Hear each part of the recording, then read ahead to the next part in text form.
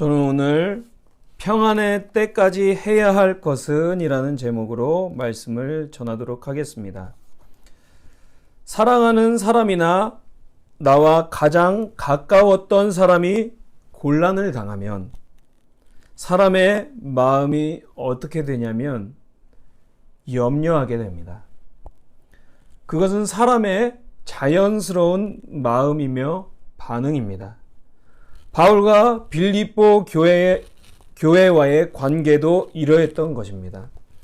빌립보 교회는 바울이 2차 전도 여행 때 복음을 전해서 세워진 교회였습니다. 그런데 바울이 복음으로 곤란을 당하게 되자, 감옥에 투옥되자 바울로 인해 세워졌던 빌립보 교회가 바울을 위해 염려했던 것입니다. 빌립보 교회는 어떤 교회였냐면, 바울은 그 빌립보 교회에 대해서 말하기를 빌립보서 1장 5절에 복음을 위해 참여했던 교회였다고 말합니다.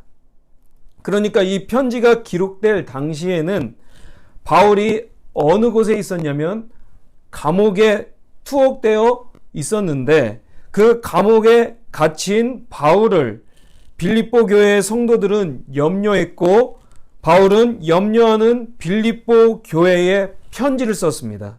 그 편지가 빌립보서 말씀입니다. 본문 4절에 갇힌 바울, 감옥에 갇혔던 바울은 오히려 빌립보 교회의 성도들에게 4절과 같이 말합니다. 주 안에서 항상 기뻐하라. 내가 다시 말하노니 기뻐하라. 바울이 빌립보 교회에 쓴 이 빌립보서를 보면 기뻐하라 라는 말이 반복적으로 쓰여져 있습니다. 빌립보서 2장 18절에 이와 같이 너희도 기뻐하고 나와 함께 기뻐하라. 3장 1절에 형제들아 주 안에서 기뻐하라. 4장 4절에 주 안에서 항상 기뻐하라. 갇힌 바울은 오히려 빌립보 교회의 성도들에게 기뻐하라고 말하는데요. 어떻게 이럴 수가 있었을까요? 고난을 당하고 또 어려움 가운데, 염려 가운데 있어야 할 사람이 바울입니다. 감옥에서 풀려나게 될 때를 기다렸던 바울이 오히려 기쁨을 누리고 있었고, 염려하는 사람들은 바로 빌립보 교회의 사람들이었는데, 어떻게 바울이 그 빌립보 교회의 성도들에게 기뻐하라 라고 이렇게 반복적으로 말할 수 있었을까요? 바울은 감옥에 갇힌 것이 오히려 복음 전파의 진전이 될 것임을 믿었기 때문이었습니다. 그는 빌립보서 1장 12절에 형제들아 내가 당한 일이 도리어 복음 전파의 진전이 될 줄을 너희가 알기를 원하노라 라고 이렇게 말했는데요. 그는 감옥에 갇혀 있는 상황에서, 그 상황에서도 하나님께서는 복음을 퍼지게 하실 것임을 믿었기 때문에, 바울이 믿었기 때문에 그는 기뻐할 수 있었던 것이고, 그래서 빌립보 교회의 성도들에게 바울이 갇힌 것 때문에 근심하고 염려할 것이 아니라 기뻐할 것을 말했던 것입니다. 그리고 염려하지 말고 모든 일에 기도와 간구로 너희 구할 것을 감사함으로 하나님께 아뢰라 라고 이렇게 말합니다. 사랑하는 사람이, 가까운 사람이 곤란을 당하면 염려하는 것이 당연한 것인데, 바울은 염려하지 말고 모든 일에 기도와 간구를 하라고 말합니다. 감사함으로 하나님께 아뢰라고 말합니다. 사람이 살다 문제가 발생하면, 또 어떤 일을 앞두고 있을 때에 그 찰나에 사람은 어떻게 해야 하나 고민을 하게 됩니다. 교통사고가 나면 처음 교통사고가 난 사람들이 안절부절하게 되죠. 그리고 어떤 큰 일을 당했을 때, 사고를 당했을 때나 가족에서 누군가가 긴급한 일을 당했을 때 어떻게 해야 하나 하는 것이 바로 사람의 자연스러운 반응이며, 그것이 염려라는 것입니다. 그 고민의 시간이 짧으면 염려이고, 또 그 고민의 시간이 더 길어지면 걱정인 것이죠. 바울은 빌립보 교회가 걱정하고 있음을 알고 있었습니다. 왜냐하면 바울의 그 투옥의 시간이 점점점 길어졌기 때문입니다. 바울이 감옥에 갇혀 있었기 때문입니다. 그래서 그 시간이 길어지자 바울이 복음을 전해서 세워졌던 교회가 이 바울을 위해서 염려하고 또 걱정했던 것이죠. 그것을 바울은 알고서 염려하지 말라. 나의 갇힘이 복음의 진전을 가져올 것이다. 이렇게 편지를 썼던 것입니다. 오히려 기도하라고 말합니다. 간구하라고 말합니다. 너희 구할 것을 하나님께 아뢰라 라고 이렇게 말합니다. 여러분, 염려는 아무것도 이루지 못하게 하지만 기도와 간구는 또 하나님 앞에 기도하면, 하나님 앞에 구할 것을 아뢰면 그 기도와 간구를 통해 하나님께서 행하시는 것을 바울은 경험하고 있었고, 그 경험을 빌립보 교회의 성도들도 동일하게 하기를 원했던 것입니다. 여러분, 세상을 살면서 가장 좋은 것이 무엇일까요? 돈일까요? 건강일까요? 많은 사람들은 돈을 좋아합니다. 돈이 가져다 주는 편안함이 있기 때문입니다. 돈은 변화를 가져옵니다. 그러나 돈이 편안함을 줄지는 모르지만 편안함과 또 평안함은 다른 것입니다. 편안한 것은 우리가 어디인가 편안한 자리에 있게 되면 편안하다라고 느낄 수 있겠지만 평안함은 다른 것입니다. 돈은 그렇게 편안함을 가져옵니다. 불편한 것을 우리는 돈을 통해서 무엇인가 구매하게 되면 편안함을 가져옵니다. 그런데 그것은 잠깐입니다. 그러나 하나님께서 주시는 평안함은 그것과는 다른 것이죠. 편안함과는 다른 것이죠. 하나님을 믿지 않는 사람들도 충분히 이 편안함 가운데, 세상이 주는 편안함 가운데 살아가고 있습니다. 푹신한 소파에 앉아 있으면 얼마나 편안합니까? 하나님을 믿지 않는 사람도 그 편안함을 누릴 수 있습니다. 그런데 평안함은 다른 것이죠. 하나님의 평강은 기도와 간구를 통해서 하나님께서 그리스도인들에게 주시는 선물입니다. 달리 말하자면 하나님께서 택한 성도는 하나님의 평강을 누려야 하는데, 어떻게 그 하나님의 평안을 누릴 수 있냐면 기도와 간구를 통해서 하나님의 평안을 누릴 수 있다는 것입니다.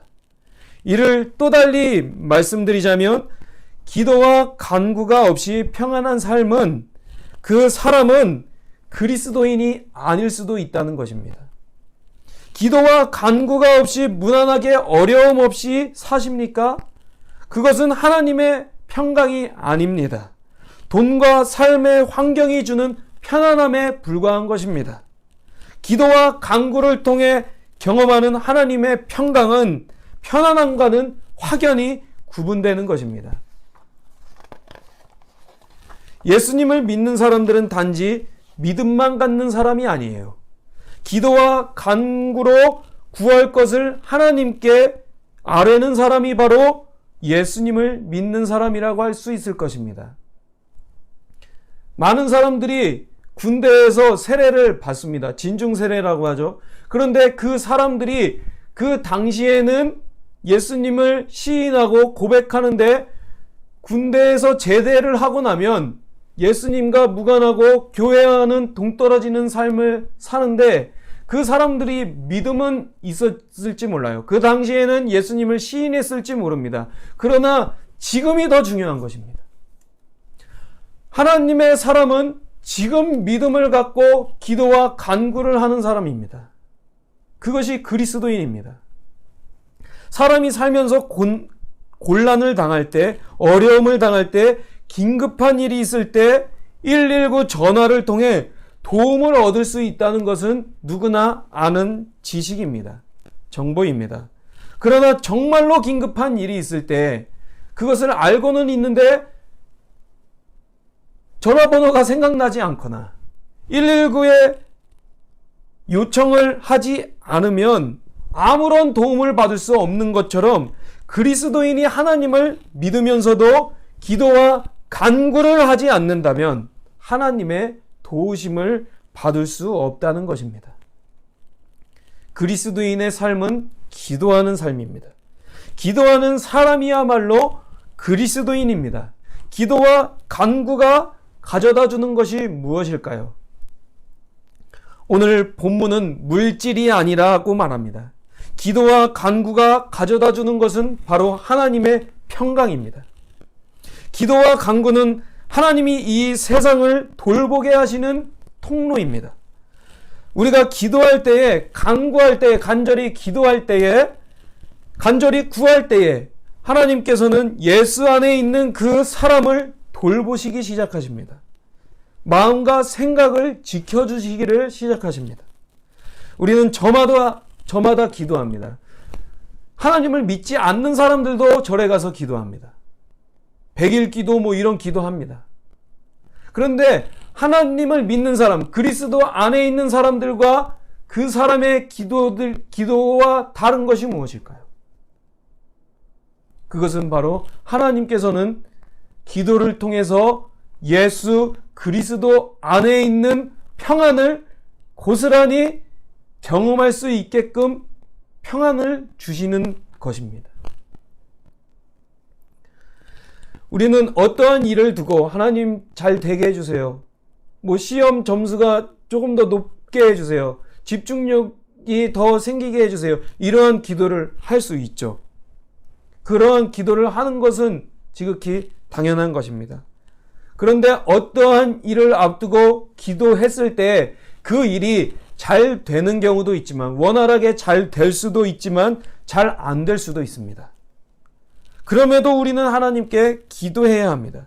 그 일이 잘 안 될 때에 하나님께서 그럼에도 불구하고 우리의 마음과 생각을 지켜주기를 바란다고 우리는 그렇게 기도해야 하는 것입니다. 운전면허증이 다들 있으실 거예요. 살면서 운전을 하거나 어떤 곳을 가야 할 상황들이 많이 이렇게 발생하고 또 여러 이벤트들이 있게 되는데, 인생은, 삶은 영원하신 하나님께 천국에 가는 과정과 같은 것입니다. 우리가 어디론가 가야 할 때 우리는 이 복잡한 세상에서, 길이 아주 많은 세상에서 길을 잘못 들 때가 있습니다. 내가 가고자 해야 하는 그 장소에 가는 과정이 있잖아요. 도로가 많습니다. 그런데 내비가 이런 길을 알려주는데 그 길에 들지 못할 때, 내가 알지 못하는 길이에요. 그래서 그 도로를 가야 하는데 가지 못할 때 우리는 어떻습니까? 순간 짜증이 발생합니다. 이 내비가 이거 잘못 알려준 거 아닌가? 이거 왜 그림 표시가 이런가? 짜증을 하게 되고 또 불평을 늘어놓습니다. 제가 많이 그래요. 초조해집니다. 시간 내에 갈 수 있을까? 약속한 시간 내에 갈 수 있을까? 걱정하게 되는 것이죠. 그렇게 인생에서 만나는 염려, 불안은 한 번이 아닙니다. 한두 번이 아닙니다. 여러 번입니다. 그때 우리는 제대로 된 경로를 들게 되면 다시금 평안함 가운데 운전을 계속 할 수 있게 되는 것이죠.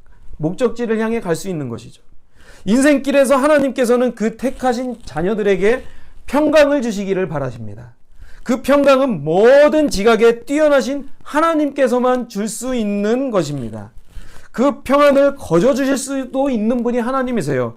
그런데 하나님께서는 기도와 간구를 요구하십니다. 바울이 빌립보 교회의 성도들에게 말한 것이 이런 것입니다. 너희가 하나님의 평강과 은혜 가운데 있으려면 기도와 간구를 해라. 나를 염려할 것이 아니라 기도와 간구를 통해서 역사하시는 하나님께 기도해라는 것입니다.